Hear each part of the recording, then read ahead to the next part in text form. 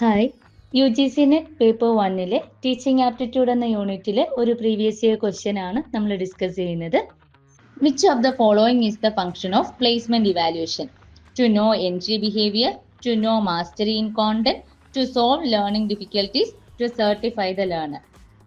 Different types of ഇവാലുവേഷനിൽ വളരെ important ആയിട്ട് വരുന്ന ഒരു ടൈപ്പ് ഓഫ് ഇവാലുവേഷൻ ആണ് പ്ലേസ്മെന്റ് ഇവാലുവേഷൻ എന്ന് പറയാം.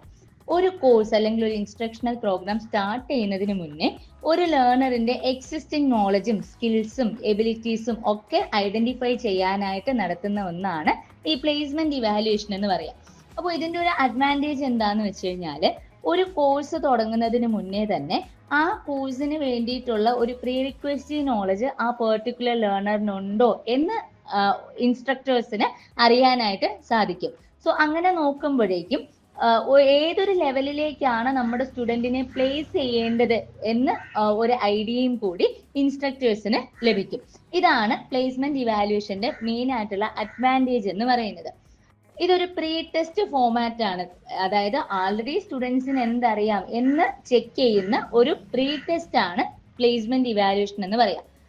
ഫോർ എക്സാമ്പിൾ, ഒരു ലാംഗ്വേജ് ട്രെയിനിങ് കോഴ്സ് ആണ് സ്റ്റാർട്ട് ചെയ്യാൻ പോകുന്നതെങ്കിൽ ആ ലാംഗ്വേജ് ട്രെയിനിങ്ങുമായിട്ട് ബന്ധപ്പെട്ട് ആൾറെഡി ആ ലേണറിന് എന്തറിയാം എന്ന് ടെസ്റ്റ് ചെയ്യാനായിട്ട് വൊക്കാബുലറി, റീഡിംഗ് കോംപ്രിഹെൻഷൻ, അതുപോലെ തന്നെ ഗ്രാമർ, ഇതൊക്കെ കവർ ചെയ്യുന്ന തരത്തിൽ ഒരു പ്രീ ടെസ്റ്റ് കൊടുക്കാനായിട്ട് പറ്റും.